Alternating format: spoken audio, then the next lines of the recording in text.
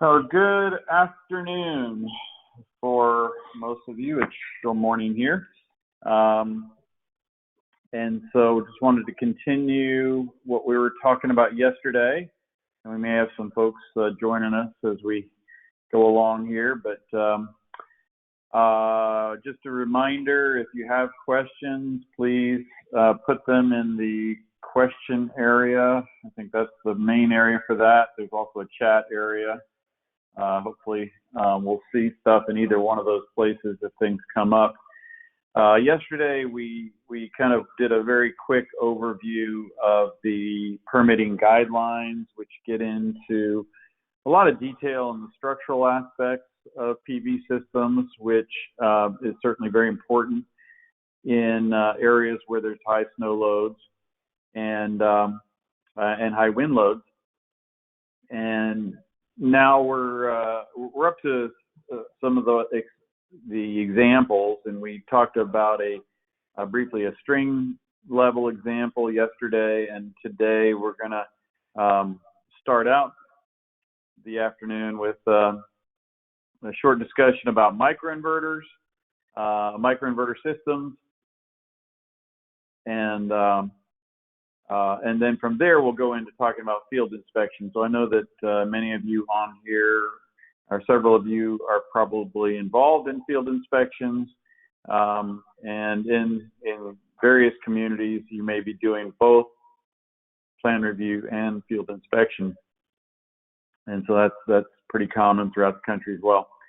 So yeah, diving in here, as a reminder, these standard plans are designed for systems not exceeding 15.36 kilowatts. That magic number would be the largest system you could connect on the load side of a 400 amp service. Now, not many people have 400 amp services, although folks in the country often do because of agricultural needs or things like that. And so that's the reason that number is fairly high and fairly and detailed. I like to catch people's attention because round numbers are nice, but they don't necessarily communicate the technical behind why that number is there. So that number is the largest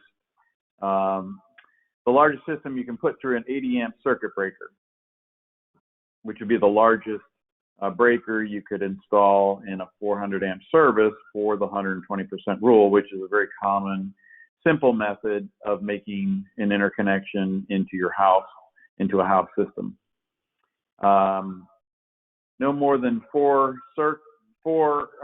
output circuits, one PV module per microinverter. So the microinverter systems that are most common today, and that's going to change actually, but the most common ones today would be where there's a single microinverter for every single module. That being said, the microinverter companies out there that are the most common, Enphase Energy being the largest, and then there's APS and there's others. APS has an microinverter that takes 4 modules connected to it, and that'll become a very common way to do it. And then there are other microinverters that will take 2 modules going into each microinverter, and that's going to become a fairly common way of doing it in the next couple of years. But this particular setup is designed for one module per microinverter, at least this example is. And it's installed on the roof of a 1 and 2 family dwelling or similar structure, and again connected to a 400 amp or smaller panel board. So let's go into the details here. Same number of solar panels that we had yesterday, 26, I think it's the same, 360s, and these are 295 watt mod inverters, and you think, wow, it's a 360 watt module going into a 295 watt inverter. Well, there are a lot of details about how solar panels are rated, and that matching of a 360 watt module to a 295 watt inverter is a very common ratio of a module to an inverter capacity. So don't get too worried about that. The mounting system, we're going to say, is a rack mounted that's actually going to be connected directly to the structure. So it's a member attached system. So it's attached to the structural members. Even though it might have a maximum span of 72 inches for the rails and things like that in this climate in Minnesota, and because of the high snow loads, the maximum span would be 48 inches. And that's what we're going to be looking at today.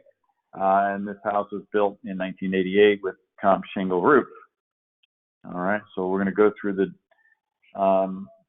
some of the details and look at this is a member attached system rooftop. And what we can see here from this layout, the little black dots are the anchor points. The rails are going to mount in this picture crossways. So these vertical lines you see here are actually the rafters. So the rafters are running this way, and they're typically on a large roof like this would be a mid-span support, and that's shown over here in the directions. There's a mid-span support at 11 feet 6 inches, and so because of the high snow loads and things like that, there would be typically a mid-span supports for that to match the span tables and the requirements thereof. And there's a single layer of shingles. It's a 4 and 12 pitch roof, so a fairly low pitch roof, a large roof. And then you can see that the rail, which is going to be going perpendicular to the rafters, is going to alternate every other rafter and every other row. And so the way you do that is typically you do a stutter step in order to get on a certain set of rafters up here, and then that matches up down here, and there's a stutter step at the end, because typically, as we said before yesterday, we can't have more than 19 inches of cantilever over the edge. There's clearly very little cantilever here, but this is pushing the limits of that cantilever maximum right there. And so if we had a situation where let's say this was 20 inches or something like that, then all we'd need to do is just continue out the rail to this edge here on both sides, and there would be a stutter step up here at the top, and this one would just be the next available rafter and attached to that. And so the rail would come out beyond the modules, which is actually very common in the real world. So here, the next row is on every other rafter. And so what that does is that creates a fully distributed load on that roof structure.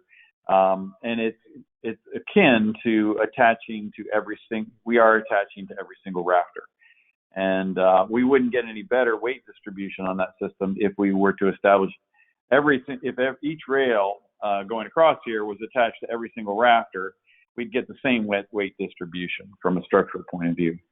So I just wanted to point that out. And again, we've got 26 modules with 26 inverters. And then we have setback requirements. Now the setback requirements in the 2018 IRC are simpler than the 2015. In fact, if we could get somebody shout out online, and I apologize for not looking this up, and a lot of times it's different from even community to community. The metro jurisdictions out there, what version of the IRC are they on? Are they on 2015 or the 2018? I thought they had moved up to the 2018, but I wasn't positive. So if somebody could respond for us in the chat or question area, I'd appreciate that. And so this is actually compliant with the 2015 IRC, which is more stringent and a little more difficult to follow in providing a 3-foot pathway eave to ridge, as well as an 18-inch separation to on hip roofs to an adjacent roof area that has panels on it. It also has a 3-foot setback to the ridge, and the 2018 in this particular example would only require an 18-inch setback because the array is no more than a third of the overall area of the roof. So, so that's just a few things there, and let's keep on going here. And this is the electrical detail, and you can see we have one module per microinverter. Of course, this design would allow us to put 2, 3, or 4 modules per microinverter. And the microinverter has an AC cabling system. So these little arrow-looking things are plugs. These are typically plug-in receptacle connectors that we're dealing with here. And they're going into an AC trunk line, and then that AC trunk line will be transitioned in a junction box up on the roof to standard wiring that would be in a conduit, typically EMT, electrical metallic tubing, that would go then down to a AC combiner panel. And if the utility requires an AC disconnect separate from the circuit breaker in the main panel, then there'd be an AC disconnect there. There may also be a metering requirement. And of course, these microinverters have their own metering capabilities that are actually revenue grade meter capable. And so so this diagram talks about the wires, the cables that are being used, the wires and the conduit, the type of conduit, and then this final connection to the main circuit breaker here. The inverter circuit breaker in the main panel is a 40 amp circuit breaker, which is a combination of 220s here. Alrighty, and then the next slide is the page where we have the information on the module itself, the inverter here, and then any signs that we're going to install. We don't have any DC disconnects in this system because they're microinverters. And so we have an AC disconnect, which is the circuit breaker in the main panel. We have the requirements for information about panel fed by multiple sources.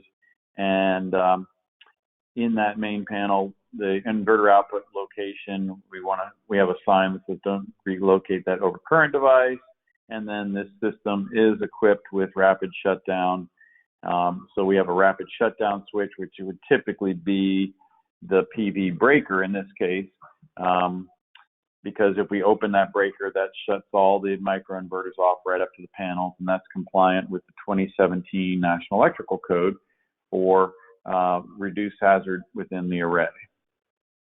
Okay, so that's, before I go on to the next group of slides, any questions, or did we get somebody to respond on the IRC version question?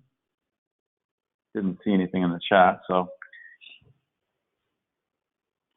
It's always nice to hear from the people out in digital land. I know it's really hard to pay attention to online classes, but let me tell you, it's even harder to teach them because I'm used to having people looking at me either with a blank stare telling me that they have no clue what I'm talking about, and that helps me realize that I got to explain things better, or with a smile that says, yeah, I understand what you're saying, and keep on going. So we're going to keep on going. As we're making the transition to the other slide deck, I just wanted to bring your attention to this website again, the simplified permitting process, and really ask you to take a look at it. And if you go in here, step 1, gathered the required information for the permit. And here's where we have a lot of the downloads and the requirements related to that. And then you can go on to step 2, which is the structural requirements. And goes into the details of different type of member attached and sheathing attached requirements and the commentary related to those things. and then we can get to the electrical requirements here and go through that. So these are, these are worksheet style applications. Here's the diagrams that you've seen in just the last couple of slides here. And I do want to bring your attention that there is a new process underway, and it's called Solar App, and it stands for, I draw a blank, but it's basically an online permit process, and that online permit process, several jurisdictions are basically doing beta testing on it right now, and we're hoping to roll that out to many more communities, and would love to do that in Minnesota as part of that process. But if you're interested in that Solar App program, which is an automated plan review process, and it's using some very powerful databases and things like that to help, so you don't have to look things up and all. So there's a lot of great opportunities that Solar App program will bring to us, and we're in the process of doing the beta testing, kind of refining it, and it will be expanded to energy storage systems and the like. And so as those things become available, we'll certainly be letting you know and your communities know, so that those that can take advantage of that be able to do that. So let's move over to inspection. And this process is a fairly simple process. It's intended to be representative of a 15-minute, no more than 20-minute field inspection that's based upon a set of approved plans that may have been approved. The little diagrams that we just showed you could be the diagrams that are provided that the field inspector is working with, and we're verifying that the equipment that is required, that's been shown in the plans, is provided in the field. And when we start the process, normally we're doing a field inspection on something that has been installed and probably briefly tested to make sure everything is connected properly and working correctly. And the switches, if there are any external switches, or if those switches are in some type of a wiring system that's part of the inverter, those switches are going to be in the off position.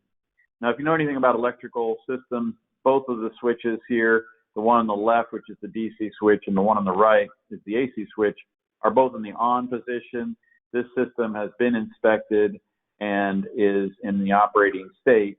So this is just to show that when we start our inspection, both those switches will be in the off position. So anyway, this is an older system, but it had these nice disconnects on it to show a clear position of the switch. And so that's where things are going to start in the process. And I've been working with field inspection guides and checklists for the most of my career, which is over 32 years. And, over that time period, I've done a lot of refining of my checklists and all. And when this checklist was developed, which had its origin on some work that I did for the Department of Energy and then with the state of California, they came up with a checklist that was about 7 pages long. And it took me about 45 minutes just to read the checklist. And, I had to tell the guys, hey, listen, I know you want to really be thorough on these projects, and I do too, but field inspectors don't have 45 minutes to read these things, much less the hour or so that it would take to actually do that inspection and go through all those items. So let's cull this thing down to a one-pager that's something that's relevant to the primary purposes of a field inspection and focuses on the details that need to be done.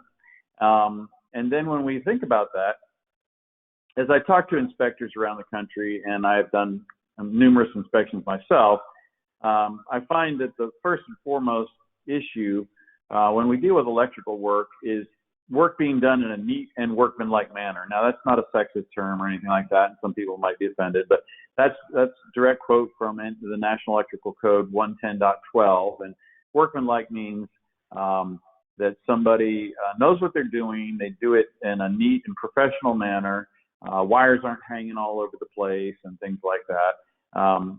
And that's very important for electrical systems because then you can see where things go, where electrical wiring is, you can troubleshoot it. There's less likely for it to be damaged if it's neat and workmanlike. And so that is probably a third to a half of the inspection is right there.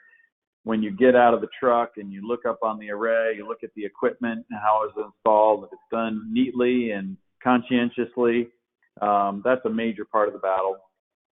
And that's a big plus in a field inspection. On the opposing side, if it is sloppy, if it's haphazard, if things are not clean, then as an inspector, you know it's going to be a long inspection, and typically you're going to have to look at what are the worst, most egregious safety issues that are happening here, and write those up in some type of a red tag and say, listen, these things need to be cleaned up. And sometimes you're like, well, if you want an example of a good system, drive by down that system down the street, take a look at that one from the road, and that's what I want it to look like.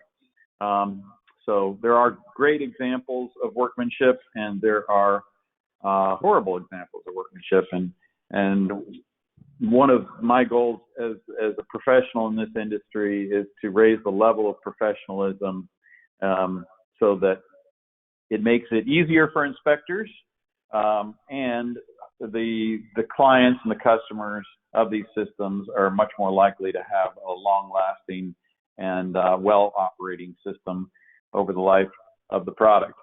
Here's an example, a great example, the one on the left there with the house. Looks like a split level from the late 60s, early 70s, beautiful architecture, amazing stuff. Anyway, that's humor. But the idea that you come home and the homeowner and the inspector, the first thing they get to see on this array is not the pretty color of the solar panels up on the roof or the nice design or how neatly they've done things on the top of the array, but you get to see right underneath the array. So if wires are hanging down, which is not uncommon, it takes a lot of effort to train the wires correctly and well. That's not only going to look bad, but as most people in Minnesota understand that if you have wires and things hanging all over the place, the snow and ice that builds up from multiple snows and weather creates all kinds of havoc with everything, including electrical wiring. In fact, especially with electrical wiring. So by having the space underneath the panels, as I talk to contractors, I tell them I want to see blue sky, and that's what you see here underneath the panel. I also want to make it look like, I want them to make it look like wireless technology. Now you can see the anchors that are holding it to the roof, and nicely done throughout there, but it's really hard to see where the wires go, and that's a good thing. And if I can't see where the wires go easily and readily, neither can squirrels and ice and snow and the like. I just responded on Christmas Eve. I responded to last year, a couple weeks ago, responded to a fire investigation at a home, and the poor folks that lived in the home had to evacuate their home for the Christmas holidays. And their house, the roof caught on fire because some pesky squirrels got up in the array and chewed away at the solar panel, at the wiring in the solar panels. Now, it wasn't the mistake of the installer or anything like that. You know, it just happened to be the wires were there and they were accessible to the squirrels. You know, there would probably nothing they could have done to prevent that, not knowing that the squirrels were there. In many cases where we do have squirrels, we'll actually put perimeter screens around the array to keep them from getting underneath it. But they were unaware of that particular issue. They chewed through the wires and caught the roof on fire. Fortunately, the house, very little damage to the house, but still horrible timing for everyone, including me. I had to go out there on Christmas Eve. So anyway, so that's what we mean by neat and workmanlike manner. And you can see some examples of some kind of crazy wiring stuff here. When we do an inspection,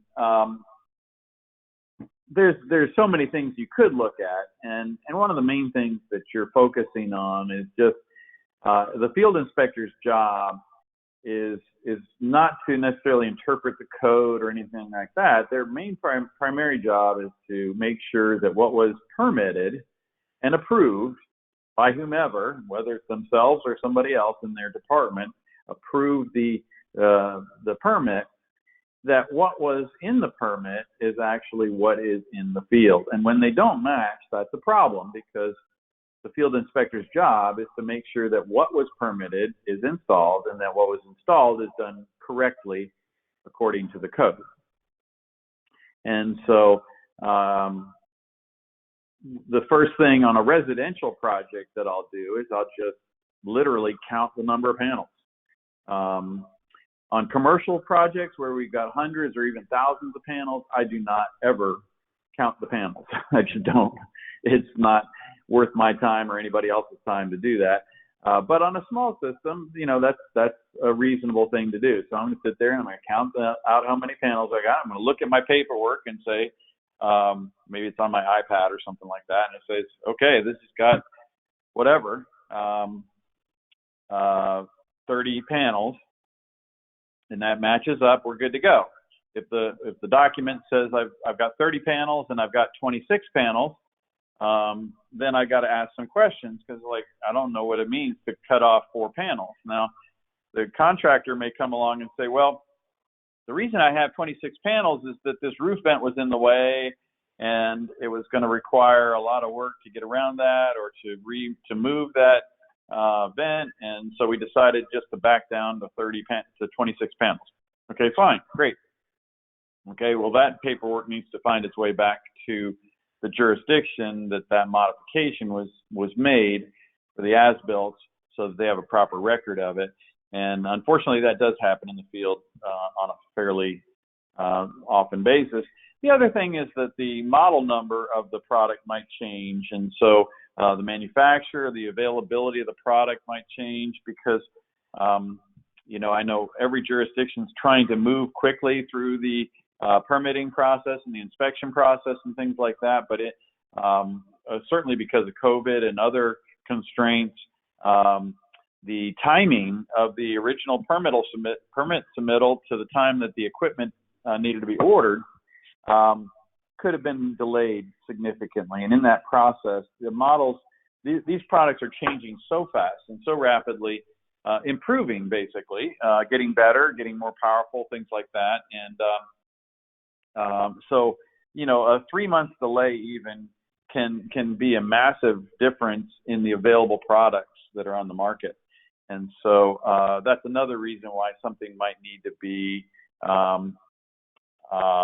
revised back with the planning department, and having, you know, the local jurisdiction having a straightforward way of updating drawings and things like that is helpful.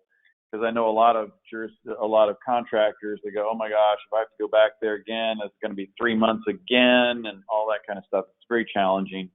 And so everybody's trying to work together to get these things done and done well and right. There are also things called, what I would say is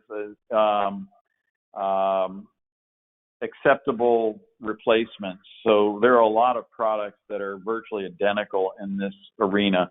The solar panels themselves are virtually identical. And if it matches the mounting system that's provided, and the documentation can be provided on site that the mounting system matches the different model numbers and things like that, then some jurisdictions will allow a substitution, provided that substitution is basically the same dimensions and same performance and things like that. So that is a jurisdiction by jurisdiction call. But sometimes it's necessary and helpful in these kinds of situations. This is a picture I like throwing into the mix, and I can only imagine how poorly this would work out in Minnesota. This is actually in Long Beach, California, fortunately, where there is no snow. But this is not a way you want to mount solar panels on a roof if you have snow conditions or high wind conditions, either one, and it looks horrible.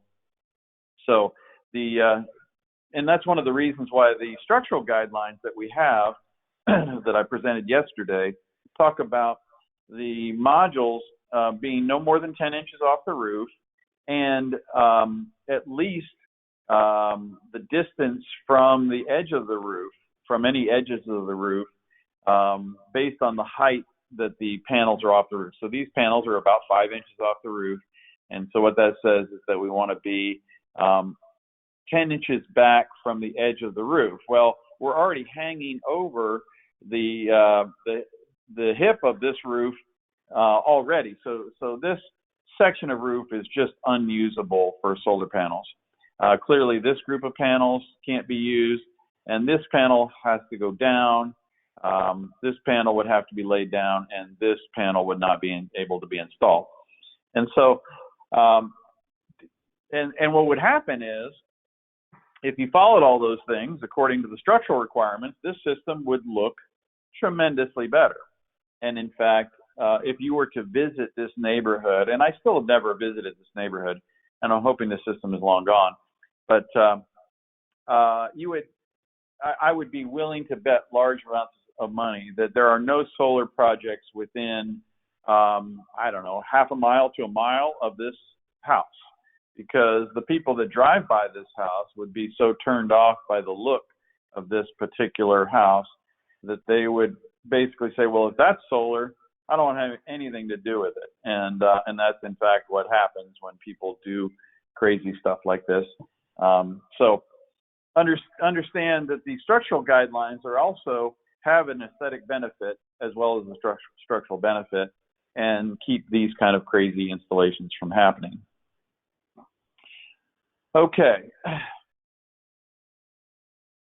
The roof flashing process is different for different types of roofs, and so the roof on the left is a very unique style roof, and you may not have any of these in Minnesota. That's actually an aluminum roof that looks like is a kind of a fake shingle roof, and very expensive roof, and requires very special flashings, and this was done very nicely.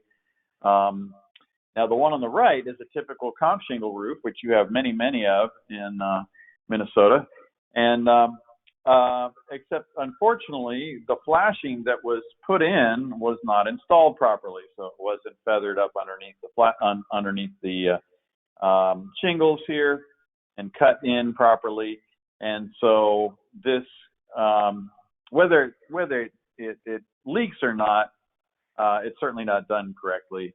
And what many of you may fully understand is that 20 years, which is maybe a typical lifetime of one of these systems, is an eternity in the snow and ice and wind and rain and sun of a rooftop. And so doing things incorrectly is not good for the overall future of the house and leaks of the roof and things like that. So So and also shows a lack of understanding of how to do things correctly. So exposed cables properly secured and supported and routed to prevent physical damage. And so here we have some pretty poor practices of exterior cables. We have a situation where the array had to be spaced to give room for this attic ventilation plenum here. And so since they didn't have a rail going across here, they decided to lay the wires on top of the roof ventilator. Well, that's not an acceptable support structure. And so that's not so good. Here we have a wire just laying on the comp shingle roof, and you can imagine the damage that would occur to that over a period of time. And other things here where the wires are touching the roof are not properly supported. So one way of doing the proper support would be to continue the rail across. The rails are expensive, but that's certainly a good way to do it. And you could run the wires along the rails, or there's these tubular things called conduit that we use for electrical cables and wires. And the code would allow us to put a conduit across here and use that for securement and protection in this particular case. And you can imagine snow and ice coming down this roof and the damage would occur.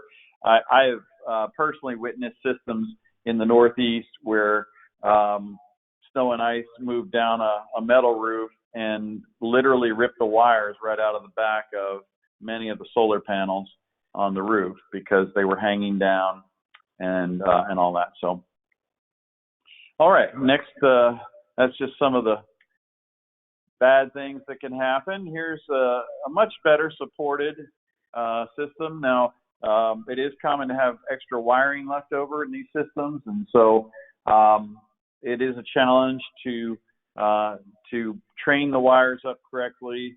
Also, you want to make it so that if you did have to do some work on this system in the future or troubleshoot a panel that may be operating improperly or something like that, this also allows for access to those plug connectors so that the troubleshooting person could unplug and test modules as necessary. And this is a very attractive system from the ground level. It looks really good. Can't see any wires hanging down from the ground level. Of course, you can't even see these wires because they're below the ridge of the other side. But notice across the street, you'll see a nice system there. There's maybe 4 or 5 systems on this street. And that's because the people that installed these systems did a nice job. They look good, and the neighbors, rather than being repulsed by the concept of the solar project, are talking to their neighbors about their electric bills going, that sounds like something I want to do. And you see a lot of proliferation of solar because it looks good and it has a strong, important impact on the electric bills at the same time. Okay, conduit correctly installed according to the CRC and the National Electrical Code, and not CRC, that's the California Residential Code. The IRC and the CRC numbers are the same, so I apologize for that. Little faux pas there, but yeah, the International Residential Code does have information about conduit support and things like that, but so does the National Electrical Code in Article 690. And so unsecured flex is not acceptable laying across the roof. And again, if you had snow and ice on that, you can just imagine what kind of damage that might occur. In a high snow and ice location, having the conduit up near the ridge is actually a fairly good idea because of the snow and ice start there. And that as they start to flow down the roof, then your conduit, you do have to pay a lot more attention to how well it's fastened and make sure that the snow and ice that might flow on the roof is not going to rip it loose. Firefighter access, according to approved plans, again, it would depend on which version of the IRC you're on.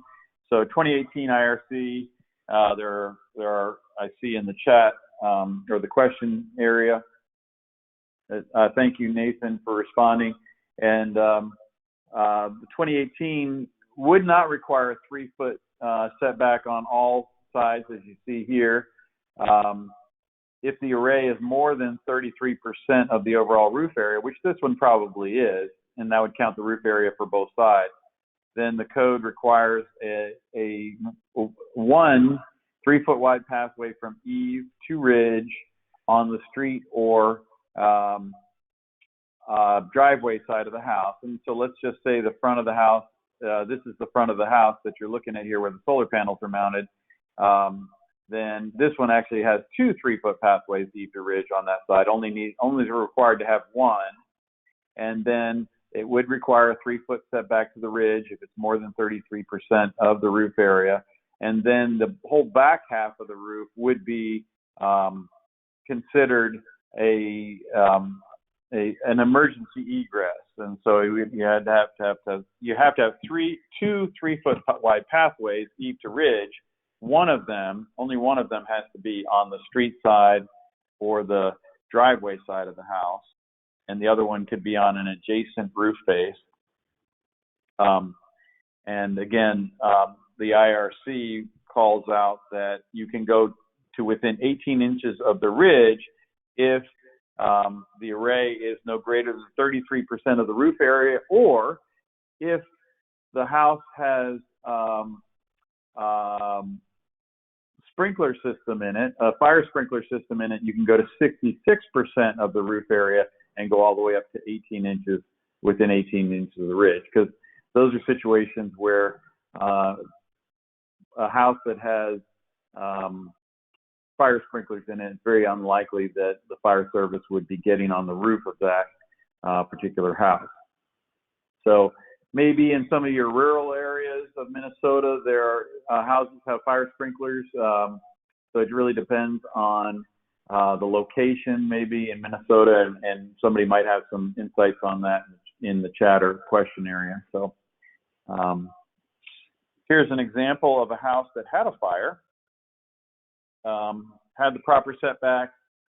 Firefighter had plenty of room to do their work, and no firefighters were injured, certainly from the PV system, even though the PV system was fully active and operational at the time of the fire.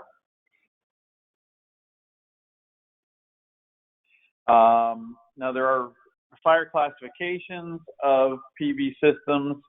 A lot of PV modules might be rated Class C all by themselves in the past, and now we rate them along with their racking systems. There are many Class A racking and PV module systems out there on the market today, and you'll notice that there are certifications available for various racking and module combinations for fire requirements. Grounding bonding of rack according to the manufacturer's instructions. And so here we see grounding clips being used. It's a very common method. Also the clamps that are used, many of those clamps have biting features to them that create an electrical bond between various aluminum pieces in the system. The old school way of doing it was having separate ground lugs on every module. It was really difficult to do, and as you can see, very difficult to run the cabling and the wiring. In this case, it's number 6 solid wire that's very difficult to make it look pretty underneath panels because of how difficult it is to install. So we've been trying to get people away from this style of grounding and bonding of systems and moving toward these clip systems that are far more effective and easier to install and less likely to be damaged by ice and snow. Equipment listed and installed according to the approved plan. And the inverter marked utility interactive. So the inverters that we have, so here's module label, here's an inverter label, here's a combiner box label. So these are all the labels that that the field inspector would look at. One little quick item about PV module labels, the module label is on the back side of the module. Essentially, the sunny side of the module is where the solar cells are, and you don't want to put a sticker over the top of that. That would be counterproductive. But on a residential system especially, it's very difficult to see the labels on these products because they're up underneath. And so to make it easier for the inspector, what I recommend to contractors to do is to take a picture of the module label for the inspector and have that printed out so they can look at it. If the inspector wanted to prove that label didn't come from another system or something like that, they could send somebody up on the roof and ask them to take a picture with their iPhone or something like that. The front camera of the iPhone is a wonderful tool to basically just slide up underneath the panel and take a picture and verify the model number, and that's what I do if I'm up on a roof and having to verify that. But the contractor could do that for the inspector. There are a lot of communities where the inspectors are not allowed to physically get on the roof, even if proper fall protection is provided by the contractor and things like that. In that case, this would be an alternative is either have a picture of it, review or look at the installation from a ladder or from the ground, depending on how high up in the air it is, and then if additional photographic information were necessary, to have somebody take a picture. Now, where things are moving in the future in inspections are on-site video inspections that are carried out between the inspector, who may be in an office, and a field person that could be the contractor or some other type of field person, who is then doing essentially like a FaceTime style video of the system, allowing the inspector to see whatever they want to see, and showing close-ups of whatever they need to see close-ups of, and walking through the system online. And because that technology has gotten so good, and COVID has made it even better, these types of virtual inspections are becoming popular all over the country. They can save a lot of travel time, and if done properly, I think they're every bit as good as an in-person inspection. There is even a new standard, NFPA standard, for field inspection, virtual field inspections. And so there's a lot of work going into that process to really try to make it as thorough and relevant as it needs to be. And so something you might want to consider and look into. I like putting my eyes on things directly, but I know it's expensive and difficult, particularly in rural areas where there could be a 20-30 minute drive easily between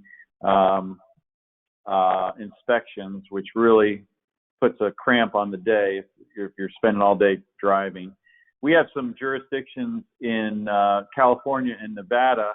I'm thinking of one in Nevada right now, where the field inspector literally has a 3.5 hour drive to get to a particular set of locations that they might have to go to a couple times a month to do inspections. And you can just imagine getting up there and something's not right and having to return another day. That's horrible. So virtual inspections, that's coming. All right, we only have about 10 minutes left. Let's finish up conductors, cables, marking according to approved plan. So we're talking about typically the exposed cables are going to be PV wire with the correct outdoor rating. So PV wire is a specific outdoor rated cable, and it is by far the most common. It'll typically also say RHW2 and USE2 on it, but doesn't necessarily have to. PV photovoltaic wire listing covers all that as well. Overcurrent devices are very rare in residential systems, other than circuit breakers and things like that. But if there were Fuses on the DC side, they would have to have the proper DC rating, things like that. Disconnects according to the approved plan, located as required. So, as I said, a lot of newer systems have at least the DC disconnects built into the wiring centers, but the AC disconnects might be in a circuit breaker or in a switch, depending on the utility, whether the utility requires a separate switch or not. So that's something that varies jurisdiction to jurisdiction. Here's an example where the AC switch was not located where the inverter was. It was outside, and so that would not be sufficient in the current National Electrical Code. Inverter output circuit breaker located at the opposite end of the bus from the utility supply. So for end-fed panel boards, the PV breaker typically goes on the opposite end from the utility supply, and there's a warning sign that says don't relocate that overcurrent device. The markings, labels, and signs according to the approved plans. So there's a various signs, and you saw that in the notes pages that I showed you earlier. And those signs need to be durable, be able to, if they're outdoors, meet the requirements of the outdoors. These are plastic engraved signs you see here, but there are a variety of vinyl, actually weather-tested vinyl signs that there's companies called like PV Labels and Hellerman Titan and various companies out there that specialize in these vinyl signs that come with their own adhesive, and they're in many cases superior to plastic engraved signs. Now that might seem a little bit strange to some folks that know a lot about outdoor signs, but plastic engraved signs do deteriorate in sunlight, and these vinyl signs can well outlast the plastic engraved sign. So just because it's not an engraved sign doesn't mean that it's inferior, but it does have to have the proper ratings. And there's a UL standard for the weathering of outdoor signs and things like that. Here's an example, kind of a funny example of a homeowner that didn't like all the signs that were on his solar equipment, so they had the side of the house re-stuccoed, and when they re-stuccoed it, they stuccoed the cover of the inverter, which is here, and the cover of the extra meter that's here, and the disconnect that's here, and when they did that, they masked off the meters. That was kind of nice of them, but they basically plastered over all the signs that had been installed, which kind of defeats the purpose.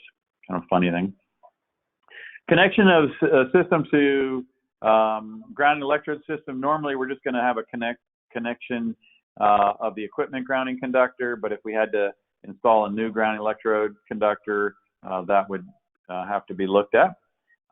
Access and working space. Working space can be challenging in a variety of installations, whether it's in an electrical utility room in a home or commercial room, or on the outside of a building. And there's adjacent foliage or equipment or whatever that prevents access to the equipment.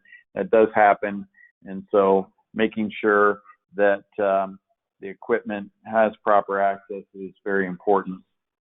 And here we see an example of on the left of a battery system where the electrical equipment over here, in order to work on it, you got to stand in the battery box, and that just doesn't sound like a lot of fun to me, having worked on a lot of electrical stuff over the years.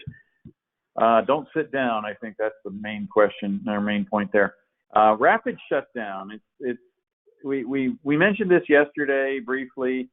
It's new in the last couple of code cycles, and it's intended to reduce the hazards that firefighters might run into, and it certainly reduces hazards for other folks, but it's focused on the hazards for firefighters.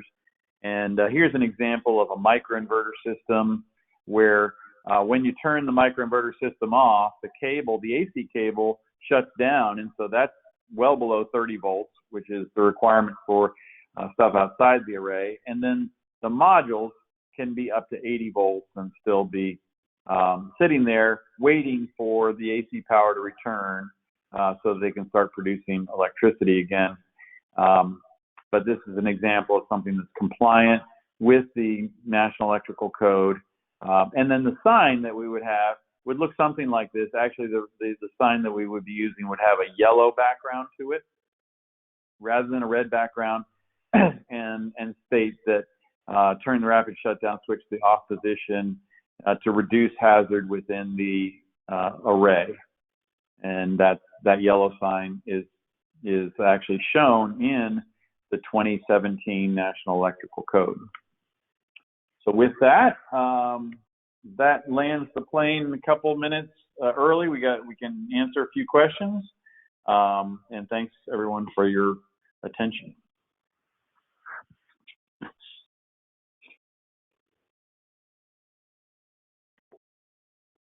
Any questions from the field? We only have a group of 10 folks, so I think they can unmute themselves, and or if you want to unmute the participants, or just type in any questions.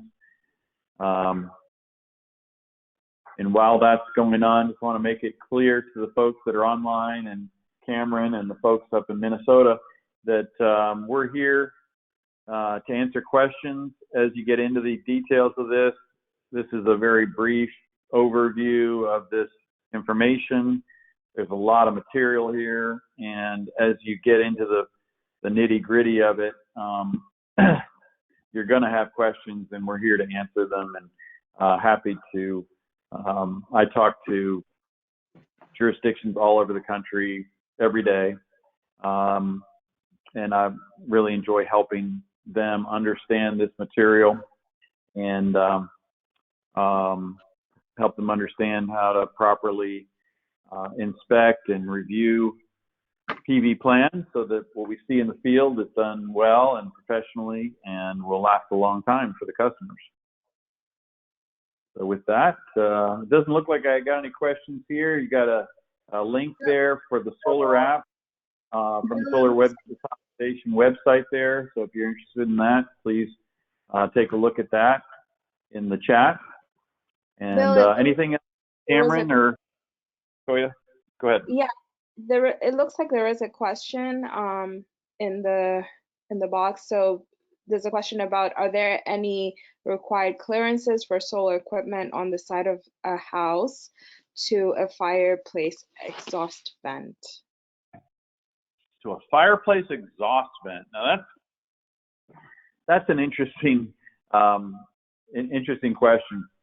I'm unaware of anything other than the basic exhaust vent requirements. So an exhaust vent's going to have a minimum separation to anything else if it's coming out the side of a house or up on a roof. Would be a similar issue. Is that exhaust vent's going to have directions on? It's got to be spaced at least however many, 18 inches or whatever from anything else. And that would be the first and foremost thing. And yeah, you certainly wouldn't want heated fossil fuel burning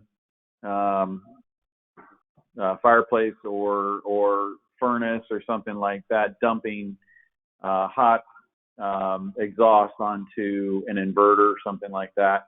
Inverter manufacturers typically, most of the ones that I see out there, they'll have a minimum of a 12-inch gap to anything else, and that's not wouldn't be a combustion appliance or anything like that. But you know, that's for ventilation because they need airflow, things like that. So you'll often see a 12-inch gap minimum, and so that would normally be the starting point, and then it would probably go up from there beyond 12 inches, depending on the combustion appliance and the rules for the vent.